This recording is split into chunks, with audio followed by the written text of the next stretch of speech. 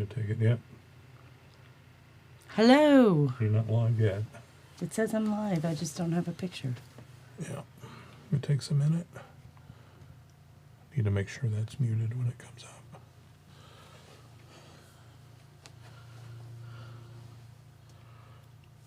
Does it say offline? It says live. Ooh, there we go. Hi, everybody. It's Lynn. Welcome to our chat about crayon.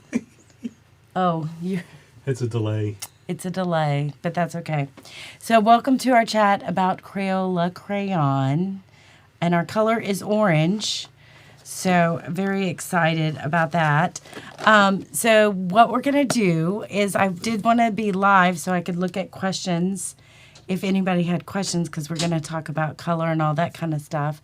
And what I've done is I've hung my New York Beauty behind me. It's not quilted yet, so there's like weird wrinkles and stuff over here and things. But this is it together. Of course, I can't get the whole thing on here. It is a king-size quilt. Something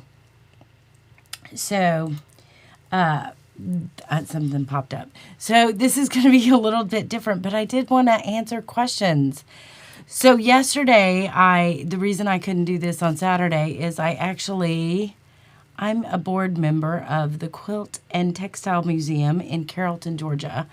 And there was a big May event in Carrollton where they actually have a big craft fair, and we had a tent and we're selling stuff from our gift shop and things like that. So I bought this for myself, the Quilt and Textile Museum thing, and I'm really excited about it.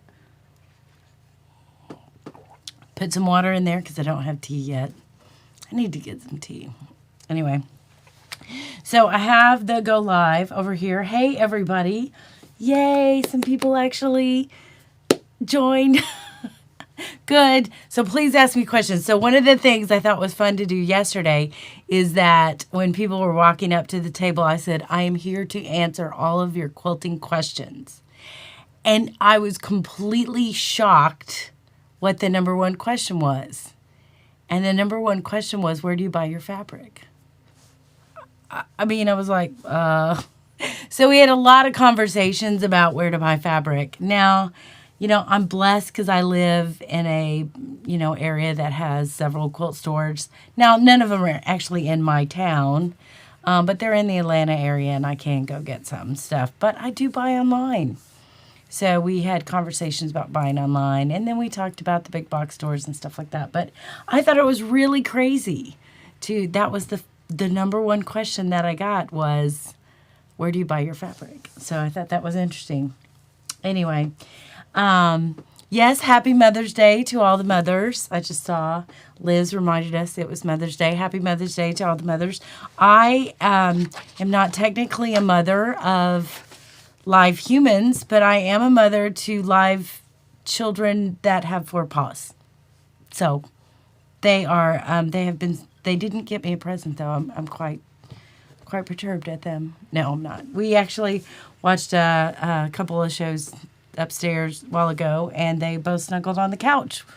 One with me and one with my husband. So we had snuggle time with the puppies, which was great. All right, let's talk about orange. Let me change this to overhead. You're going to see some of my computer and stuff. So this is the color that we pulled this week, which I was so excited because it is orange. Now, remember, I do think that this is going to color out lighter than it is. But, oh my gosh, this is the first time I don't think it has. It actually doesn't color out lighter. That's almost the exact same color. I love orange. It's such a pretty color. Oh my goodness. Orange. And this is week 7. And the reason I wanted to go live and do this live is because I feel like I just talk to myself. And I really want to answer any questions that y'all have about it. So, all right. So that's orange. I did pull some oranges. I know you're surprised. That I thought would match. And I think these are fairly close. This is just a fun orange. This is really close right there. Yeah. But we're going to do something a little bit different today. I am going to show you some overhead. Let me move some of this around. Some overhead stuff with some fabric. I didn't bring a lot of fabric today because, you know, normally I have stacks and stacks of fabric. But I didn't bring a lot of fabric today because I really want to talk about the New York Beauty. But I thought I'd show you one of my favorite orange prints. And this is literally oranges with black and white. And I just... gosh, that just pops. And I think I said the other day, I really feel like orange colors in and of itself, when you add it to quilts or other things, it's just going to pop more than, you know, any other color. And I think yellow's its only competition. And the reason I say that is yellow's a completely different beast. But look at this. This is a great orange. This is, you know, navy blue and green. And it just works so well with that orange. So that shows you some of the... and it's got this light blue in it. This I actually used as a border of a double wedding ring quilt. And I loved it. I actually found the border first. And then I found all the rest of it. And you've not seen it because it's not quilted. I know. Crazy. Here is this like more country blue kind of thing, and I feel like that, you know, is picking up a lot of different colors and goes with orange as well. Really fun. And then the last set of fabrics that I actually brought before we get into really what I want to talk about is this is my April 2020 Fat Quarter Club that I get from Fat Quarter Club, and it's the Art Gallery fabrics. So you guys know I love me some Art Gallery, that's for sure. But I just thought it'd be really interesting to look at these from an orange standpoint, because there was a lot of colors in this one that I thought was interesting. But here you've got this beautiful, like the gold with the orange. And of course we would call that analogous because gold and orange is, you know, like kind of live there next to the red. And then here's it with this really Kelly green, a very Kelly green. And I think that's a neat color combo. I like that Kelly green. Now here's more muted green. Now I would kind of say this more muted color would go better with that. And then maybe this brighter one. But that's got a nice look to it as well. I'm just checking the comments, see if you guys have any questions. Oh, this is the first time, I mean, you literally saw me open the package, so I haven't even opened that package yet. But look at this. This is a gray, a blue-green color. It looks really gray on the screen, but it's got a green and a green tint to it.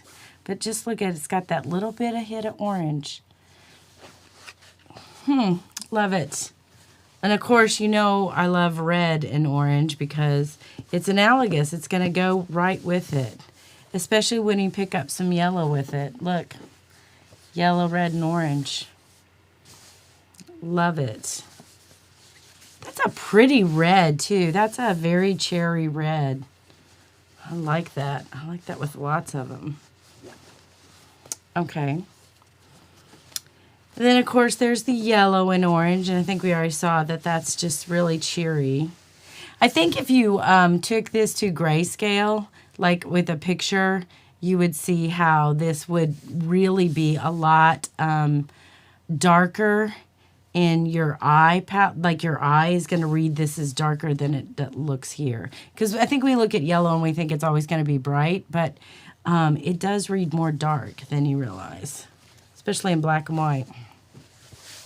Look at that green. What a fun green. I really am attracted to kind of tone on tones or with little stuff going on in them. They're very useful. Ooh, isn't that pretty? Again, this is the first time I'm seeing these, so I like this with orange. So I already decided I knew orange would go with these, so I pulled some oranges to go with them. Like that. That's very pretty. Very pretty. But literally, I say that. Look, here's analogous too. So you've got orange and red and, oh, that's just rich. That's just on fire for me. Now, the reason I showed you some blue first is because those of you who are on the blue side of the color wheel or the more cool side of the color wheel, I think you're going to look at some of this stuff and go, no way, that's way too bright for me. But when you look at some of this blue, orange can be next to the cool side of the color wheel as well. So don't, put it off and say, no, I'm never going to use orange. Because I think orange is the most hated color. Poor orange. Shouldn't be hated. Look at it with all the rainbows. That's such a popular motif right now. I'm seeing it everywhere. Like if you go to design stores or if you look at furniture and stuff, you see that rainbow. You know what I'm saying? You see that rainbow. It's just, I've seen it a lot in artwork. I'm seeing it in DIYers where they're, gluing yarn down. I'm seeing it in just a lot of different spaces. So I just think that that's a very trendy motif right now is that rainbow. So here's it with a light orange, or maybe, we could probably even call that peach, a peachy color. Oh, now this is just, that's a crazy print. Don't you think that's a crazy print? Orange will go with it.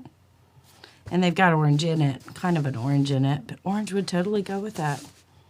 Crazy print. I kind of like, it's not my favorite in this stack, but I do like it. I think there's some stuff you could do with it. Oh, now I like this. Look at this. That's kind of got a embroidery look to it, which I will tell you yesterday, I'm not a big shopper. I don't go look at clothes and stuff like that, so I don't know what's out there, in that kind of stuff. But yesterday, seeing the trends of people walking by the booth and talking to people and stuff, there was a heck of a lot of embroidered jeans. It was kind of cool yesterday, so it wasn't as hot as it normally is. So everybody had kind of a little bit warmer clothes on, so a lot of people had jeans.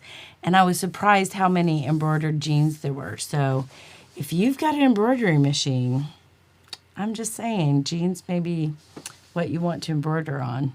There's a lot of different ways to do that, too. There's some kind of unique cheats with that. So,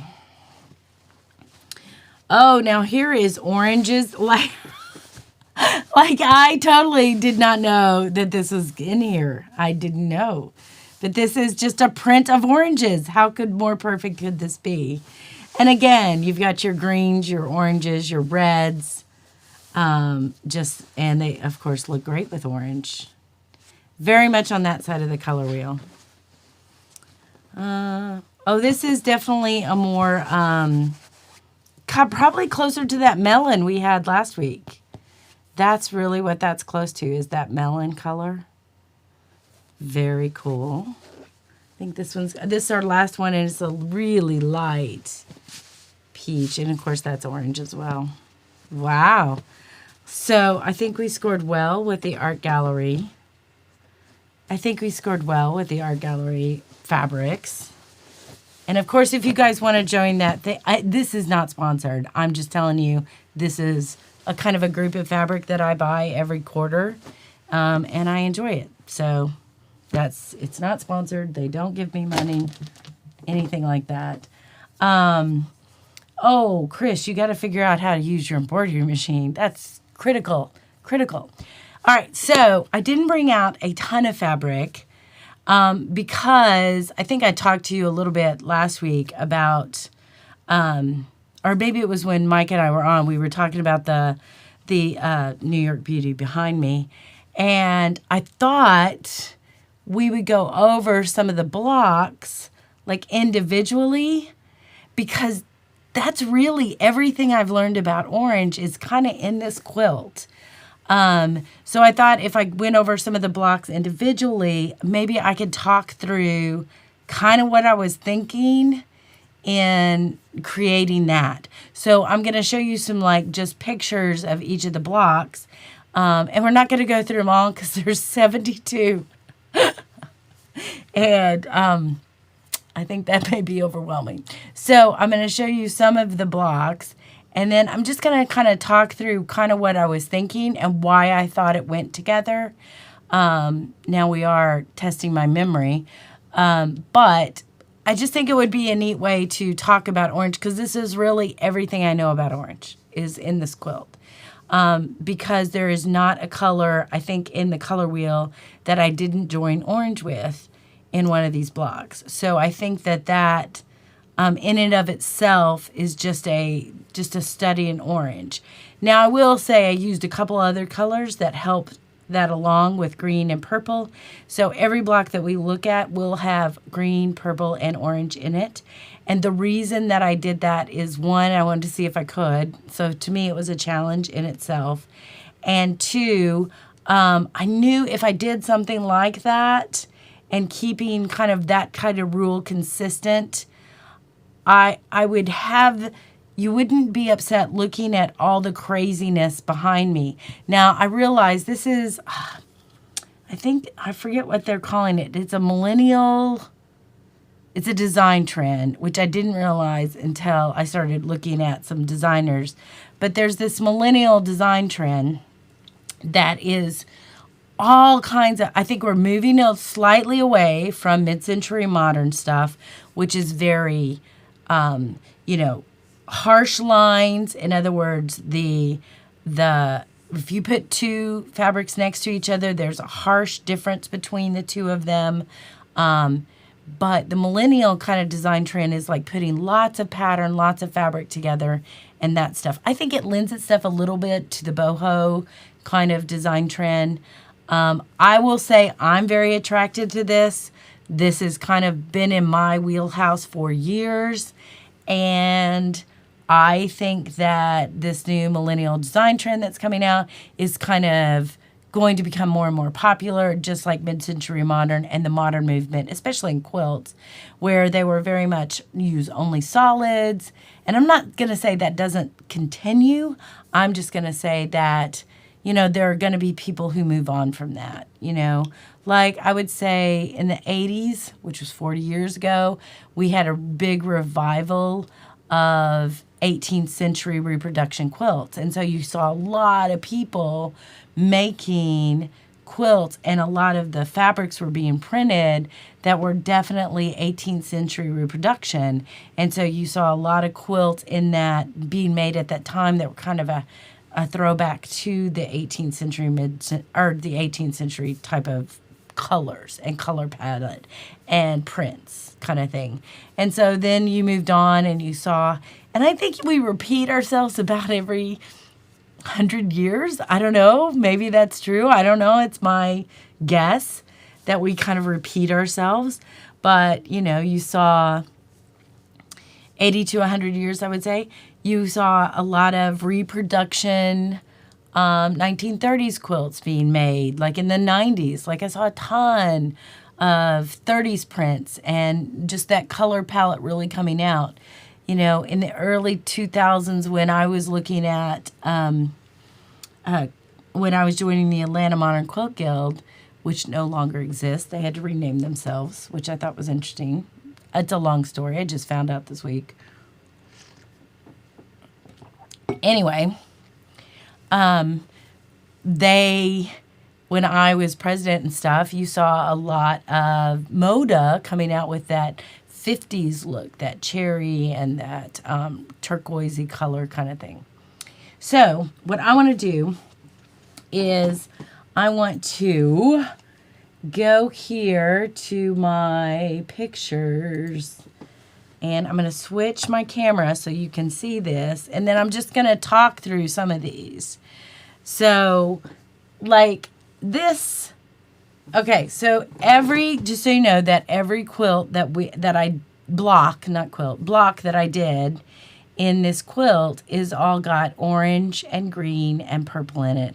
And sometimes it's a lot of green or a lot of orange or a lot of purple, and sometimes it is so hidden you do not expect it. So the orange here is, of course, this beautiful, I know you're shocked, this beautiful UT fabric, and I am a Tennessee fan, so it did have to get hidden in this quilt. So, but this beautiful UT fabric, which was my orange, but I kind of married that with this kind of burgundy look, and my green became this blue-green. And it worked for me because I had this retro football fabric that I will tell you came from Joann's. It was not a quilt store fabric. And that worked with, so I tied these kind of together from a retro look. And then this is, of course, a cave print. These two are a cave print, and these three are just a modern print. And then, of course, I married it with this football. But those footballs are really more a rusty kind of brown and a rusty red. So if you take into account that this is a block in and of itself in this quilt, I've married some burgundy, some rust, some greens, all into that bright orange. And I think your eye is, I really thought about where I want your eye to go on this quilt. And I want different highlighted areas of the block to attract you. So in this one, I knew that that corner piece was going to be the attraction, right? You are not going to notice. You're going to have to get up close to notice that these points within this, and I guess you can see you can see my mouse. So I guess you can see that these points were a very retro look, a retro print, and they kind of had, the football aspect to it, but it had the same kind of retro-looking girl cheering as you saw up in the Tennessee. And I did fussy cut this. I did cut it when I was creating the block in a way that I knew I was getting the Tennessee girl and I had to get the dog. Like, that was definitely a part of the purpose of that, is to get the dog. So that is one of the blocks that I did. This one, I'm going to talk about 2 or 3 blocks, and then I'm going to go back. I can't see the questions right now, just so you know. But if you have questions, go on and post them on YouTube. If you're watching this on Facebook, go to YouTube. YouTube's where you can see it live. That being said, I will answer questions. If you post them on Facebook, it'll just be after, after we look at some of these. Now, this one, granted, I have an orange in a few different places, but I took it away from the corner, like was in the last one, and I put it with, this one was all maps to me. So this is a map of actually New York. This print is a map of New York. This is a modern print. The orange is a modern print, and I'm pretty sure it's from either Ruby Star or Cotton and Steel. I don't know who did it, but the same designers did it. They just changed their names and moved from fabric companies. So they were Cotton and Steel with a different fabric company, and they are now Ruby Star Society with Moda. And I think it was Cotton and Steel, but I could be wrong, but it's the same designers. So this is a very modern print. This is this little blue. So this is a navy blue, and it's actually a 1880s reproduction print.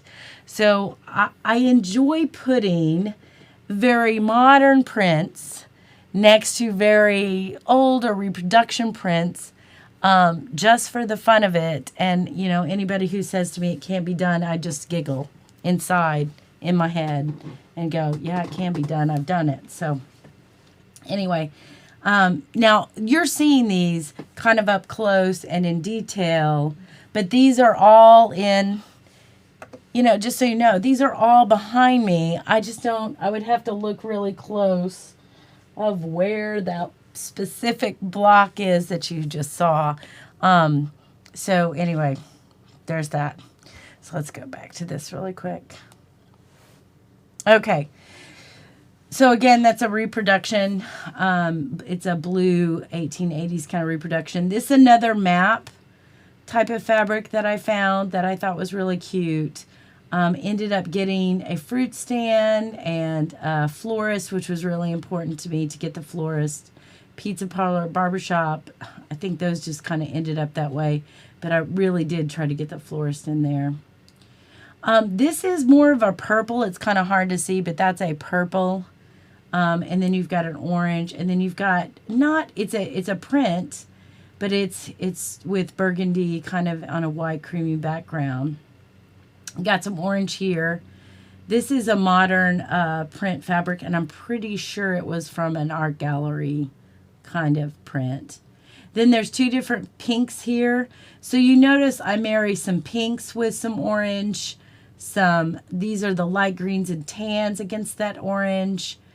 And they work together because I've convinced you that they should work together. There is absolutely no orange in that New York print. None. I don't think there's any in it. And I know I just have a piece of it, but there's not. But because that has some green in it, and this green from this art gallery mirrors some of that, it allows me, and then I've got the bunny down here in the corner, mirror some of that. And I'm pretty sure that was from I think it was from a Anne of Green Gables collection. And I don't remember what the company that did that is. Just out of curiosity, I don't remember. But you can see how that is a very different than the first one I showed you, because the first one you were drawn to the corner. Now I'm taking you down a little bit and drawing you down the block. So you realize that if I had different places where I put orange, I'm allowing your eye to travel differently across different blocks. And then when you marry those blocks together, it's going to cause more places for your eye to travel, right? Okay, so there's just kind of a back away picture of it. And here's the next one. This is a close-up. Now, this is Kaif.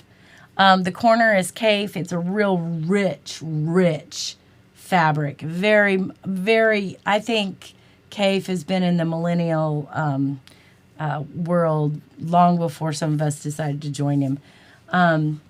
But to me, it reminds boho kind of stuff. So this is Kaif. It's got some orange in here. Not a whole lot, but it kind of, that red goes into a red orange, so that works. And I put with it, this is a double pink. Double pinks have been around since the 1800s. They are, actually, I think 1700s, really. I'm sorry, probably. And I think they will go in any quilt you make, but... So I thought that worked really well against that Kaif. Then I pulled in this really kind of mini green, which is not, it's a nod to this green in the Kaif, but it's not it's not right on. Does not match exactly. Just so you know, I don't believe you have to match exactly in a quilt. Unless you are that... you just have an eye that it bugs you if it doesn't match. I don't. I want my viewers to have grace that they don't have to match exactly and it doesn't have to look a certain way. So then that married to this really, this is an Aboriginal print, which I just love the unevenness of the Aboriginal print. I love that you've got this little kind of starlight look that kind of weaves you through these different blocks, and you can see how it kind of moves you through. Even, I'm not only moving you down the block, I want to move you across the block. And as you see those kind of light, they're almost white, but this light kind of color right here, and it just moves you through this block, right? And so it moves your eye across it. Then you're hit with a very geometric look, which I like that you're putting a geometric look up against a bubble, a double pink, a bubble gum. And that works because it does have that bubble gum pink in it. So I'm just pulling you down and I'm giving you a softer background, even though it's a geometric print, because this print has a lot of cream and the lines are broken up. It allows that purple to give me a strong edge. So there's no confusion of where those points are when you look at that block. And then, of course, I bring in the mustard. The mustard is a nod back to this horse right here. the horse is what gave me permission to get that nod to the mustard. And I loved that I was able to do that because I'm bringing you, it's another place where I'm drawing your eye. And I love these horses. I think these are a cotton and steel or I think they're a cotton and steel. I think they're older. This is just a tone-on-tone floral print. I'm not sure who made this one. And I like that it gives me the nod to this horse. But it also kind of pulls up into these greens. So this horse kind of goes this way. And it pulls up back into that green. So you can see orange belongs in here. But it's with purple. It's with green. It's with pink. It's with mustard. I'm allowing orange to live with whatever other colors that I felt were needed in this block. So there's that block. This one was really fun to do. I love this block. And what was the, emphasis, or the one that I just got so tickled at, why I chose this block, is I loved these women, and they had just really funny things to say. Like this lady says, someone had to be the cutest. All I want is everything. Me, no, really me. And I just loved the sayings. I loved the 1940s, 1930s, 1950s, I guess 60s. These are more 50s and 60s, I guess. To me, that's got a Audrey Hepburn look. That lady right at the top definitely has that look. And so with the polka dot background, I just repeated that with the red, with another print that gave a nod to that but changed it. So I liked the rings or the circles. And then I repeated that again with the purple. So you see, I'm kind of, even though I've not said, you would look at that color-wise and go, none of that works. But I am giving you a nod to it working with polka dots to rings to circles with dots around them. So you can kind of see all those things. And then what is really cute is the Scotty dog. This is a Mary Engelbright print. And I love that. Now, the only place that orange is in here is when you get to this 1930s print right here. And again, I'm repeating the circles. So I've got polka dots, donuts or rings, and then I've got the circles with the dots around the edges. I've got these with the balls, but I've added in the cute puppy. And I think the puppy works because you've got these ladies who to me would be like having the carry bag with the little puppy in it, so it all works together, right? We're kind of repeating that puppy, that ring, that, and I'm drawing your eye because I keep changing what you're seeing. I keep changing.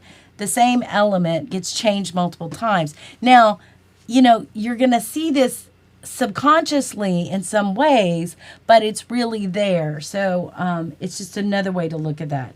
Now, the next thing I did, and I kind of got away from that in this last one, was I did this cute stripy border here, but they're wavy. That's what I liked about it. It was kind of wavy. But the blue, for me, married to this blue in this star, because you've got these points here, so there's a star. So I've changed it up a little bit, and then you've got a geometric with these little flowers. Now the red's going to pull you back up, and of course the red from Wonder Woman is going to pull you back up. I loved how Wonder Woman ended up being, I got her boot, which I think is just great, and then I got her, in this fantastic pose. Now, the only orange really that stands out in this block is this cute little 1930s print, a reproduction print. And then there are some orange hits that you're getting up in the ladies. So I felt like this one really worked thematically as well as it worked just in what it is. So all these ladies wanting this thing, and still they're Wonder Woman, and they can have a dog. So that's kind of my, the thing that I think's funny about these blocks and what I did with them. And I probably haven't talked enough about, kind of my thought process of what I did and why I chose those. And there's really, it wasn't just, for me, this wasn't just pulling out fabric and just putting them together. There was really thought process and design behind each block, so that, and some of these blocks took 8 hours to do. I mean, and if you look at this, this has got 1, 2, 3, 4, 5, 6, 7, 8, 9, 10, 11, 12, 13, 14, 15, 16, 17, 18, 19, 20, 21, 22, 23, 24, 25, 26, 27, 28, 29, 30,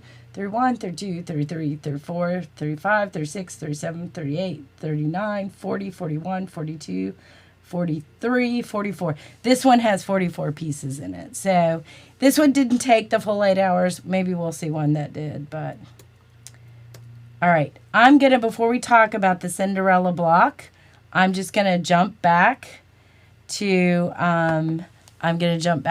the questions and see if there's any questions they have. It says, really surprised.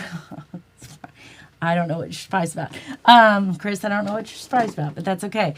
I haven't figured out how to use my embroidery machine. Oh, yeah, we saw that one. So your piecing is wonderful. Laura, my piecing is paper piecing. So these were all paper pieced, which kind of can contribute to how much longer it took.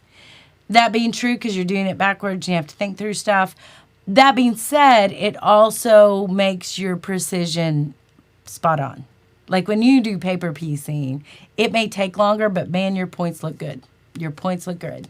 So that's something that's really, that gives you more confidence, I think, when you're doing that as well. So I hope this is okay. Like, I hope this is something that'll make sense and that maybe you enjoy me talking about, because this is really what I know about orange is this quilt and going through and just really challenging myself on how all of this stuff can go together and how all this stuff can work.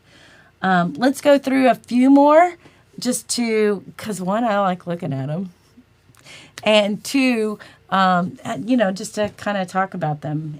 And it's different. I think it's different than what we've done. So hopefully that'll be interesting. So let me switch back. Let me switch back to my camera here. Okay, so this is Cinderella one.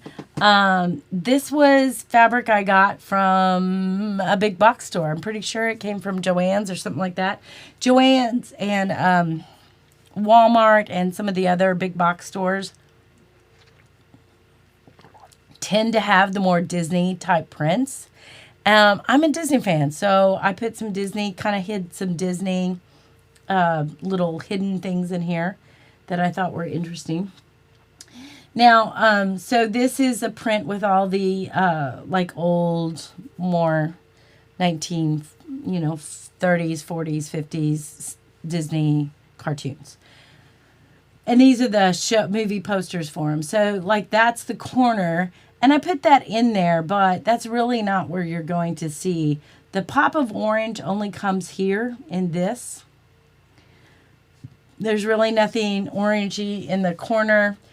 This is a really busy geometric kind of like kaleidoscope type of print where you saw things repeated in these kind of big flowers or floral kaleidoscope type of designs. Then this is it looks like it's dark blue, and I think it just had like sprinkles on it. It looks like these little sprinkles, but they were small enough, and it gave me a dark enough line that I could separate these two kind of strong prints. The reason this is wrinkled here is I think I had sprayed some starch on it, and the paper wrinkled behind it. When these pictures were taken, they probably still had the piecing paper behind it. Especially in the really piece stuff, in the rings. So then you've got this kind of purpley blue with the ladybugs on it. And this is a Tula Pink print. This is a Jen Kingwell in the middle of our spikes. And then this is a batik. So the batik was chosen because it kind of went with that blue spot that we had, the kind of tealy blue spot. I love that there's little ladybugs that got hidden in here. Of course, Tula hides all kinds of ladybugs and stuff, or all kinds of stuff in her prints. I don't remember what line of Tula this is, but I know it's Tula. Then you've got this Jen Kingle, which was a mustard and a hot pink and a blue. And I felt like this mustard, hot pink, and blue really felt with some of these posters that we saw with the Cinderella. So I felt like that worked. Then I come down here to a very geometric green and some pink. This print had, it was really tight. And so it had some green and pink, and so it kind of worked with this green and pink here, which tied. So I had flowers. I got flowers here, flowers here. So it had a lot of flowers going on with it. But then I married it with these two bunnies, and I felt like it was kind of a nod to Cinderella. I don't think any of her carriage were from bunnies, but they were from small animals. So I felt like that worked. And it was kind of a nod to the garden that she was in, that the pumpkin and all that kind of stuff came to being. So that was that one. And again, your only orange is in here, but it marries with multicolored. This is a really colorful block, and it's got a lot going on in it. This is a far off look of it. This is one of my favorite blocks. It was one of my favorite blocks to do. And I think you can't see it. It's below me, the background. But the reason I love this block so much is because when I was a kid, I collect panda bears. So I had all these panda bears. And it was really important that I got to go see a real live panda bear when I was a kid. So my mom took us to Washington, D.C., to the zoo to go see the panda bears because I wanted to see them. And I think it's neat now because the pandas we have them here in the Atlanta Zoo, so it's kind of neat. So this panda bear print, I don't even remember where I got that. But this was one of the last blocks I did because this panda bear in the points here, these were from Tula Pink's line work, and when she put the panda bears in it, I was like, oh gosh, I'm in. I'm so in. So look, you've got green, green, green, green, green. Then you've got, this is a purple. This is one of those purple dots that I'm pretty sure is from Cotton and Steel. That's one of their blender kind of things, but it's got purple. And Tula puts all these little hearts with different colors in them. This panda's kind of hiding a little bit. I don't think I centered him like I wanted to. But he turned out cute because now he's hiding and all the rest are looking at him like, what are you doing? I make up stories as I do this. That's probably more than you needed to know. I make up stories while I'm listening to stories. I make up stories. So you've got green, green, green. So you can't get away from the green. But what I did is I put this really muted orange right here after the black and white polka dot. So I am pulling your eye down. I'm pulling your eye down. So I've got a muted orange, and then I pull in bamboo, which is a nod to the pandas up here with the bamboo. So this is bamboo. Then this is a black and tan, kind of two different black and tan prints that I'm kind of pulling in. I pulled in a gray. This is an orange, and then I have another panda down here in bamboo. So I pulled I'm using bamboo in 3 different areas. I'm pulling it all down for you to look at. And I loved how this block turned out with the black and white with the 2 different oranges. This gray polka dot ended up working, I think, because these are almost polka dots. This is really a clamshell pattern that she created, which I thought was interesting. So, anyway, I love this block. Loved it, loved it. Just thought it was great. In fact, I put it in close to the center of the quilt because I liked it so much. I was really pleased with it. And it was special to me because I collected pandas. I have this great memory of my mother taking us to the zoo and, all of that. So that's important to me as well. So it did take a long time to bake. All right, so those were 3 of those. Let me look at the comments again. I remember when you were working on this, Laura Mel says you put much time into choosing the fabrics and pieces for designs. It is a labor of love. This quilt I do love. I didn't put it in, I think I told you all this, I didn't put it in the show because I knew I wasn't feeling well enough that I knew I wouldn't have time to quilt it to the level I wanted to quilt it. So that's a little bit different. How long did it take me to make? I think I estimated the hour. Well, let's look. Let's pull out a calculator. I think that let's do this. So that most of the blocks took me between 8 and 6 hours to make. So let's just say 7 times 72 equals 504 hours probably. And that's not, let's just add another probably, 50, probably 50 or 100 more hours just in, so maybe 500 to 600 hours right now. And I haven't quilted it yet. And it will be quilted very intricately just because it, this has had a level of commitment to it to be this intricate. So if I let that level go down when the quilting of it just to get it done, I'll be disappointed in it for the rest of my life. So I'm going to keep the level of commitment so I can see where this would take another 400 or 500 hours just in quilting, because I'm going to quilt every little piece and it's going to have a unique design and it's, going to be very custom. So it has taken me a couple years because I worked on a bunch of blocks and then I put them away.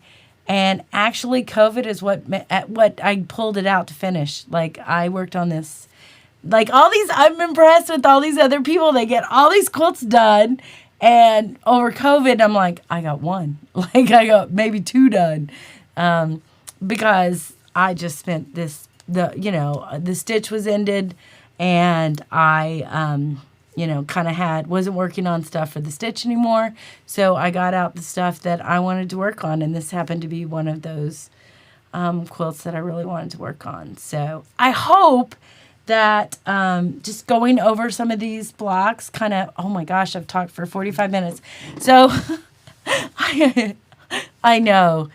It's like, I can't believe you can talk about orange that much. So I hope that just showing you a few of these blocks and just like talking through them shows you that orange can go with anything. I believe any color can go with anything. That being said, I just hope that this has given you insight into how, just another way to think about fabric and color and story. I think part of my quilts are story. Like, I think there's a story behind each one of them, and those stories need to be told. And I think all of us hide things in our quilts, and if you don't, maybe you should start. And whether it's hiding like little nods to someone's childhood or nods to someone's interests or nods to, I think we do that intentionally anyway or naturally anyway. I don't know that I think we've talked about it as much. So I just think that, I think I'm going to even be talking more stories about quilts and about my quilts and what they mean to me or how they were created. And, there's probably not very many quilts I make just going, I don't know, I just want to put that together. I mean, sometimes, yeah, but a lot of the ones that are important to me, I'm either trying to learn something or I'm trying to tell a story. And I think that, and maybe that's just a part of me, is storytelling. So anyway, all right, I'm going to wrap it up because I've kept you for a while. But hopefully this was just another way to look at orange. I'm going to draw another color on Tuesday. I think Sundays are going to be my new days than Fridays. Fridays seem to get crazy for me. So, and I like going live. I like the whole idea of going live and seeing what we've got. And so, anyway, be sure to like, share, and subscribe. And if you can, join me on Sundays live and we'll answer questions and we'll do all that. So, thanks for joining us and I will talk to you soon. Bye.